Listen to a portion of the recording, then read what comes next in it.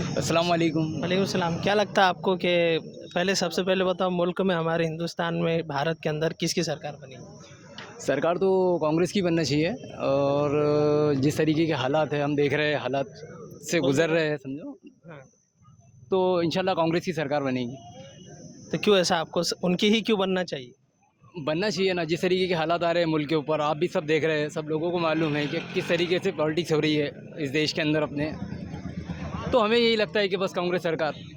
तो अब अपने शहर में औरंगाबाद में किसकी बनना चाहिए? इम्तियाज़ जलील साहब तो आएंगे इंशाल्लाह, उम्मीद है, पक्का है। आप यहीं के हाँ, औरंगाबाद? औरंगाबाद से ही हूँ। तो क्यों अभी तो लीड में तो भुमरे साहब हैं। ठीक है ना, अभी तो ग्रामीण के पट्टे खुल रहे हैं, इंशाल्लाह धीरे धीरे अभी जब अपने तरफ आएंगे तो इंशाल्लाह इम्तियाज़ जलील साहब की बेटी खुलते हुए नजर आएंगे सबको। अच्छा, आपका क्या कहना है?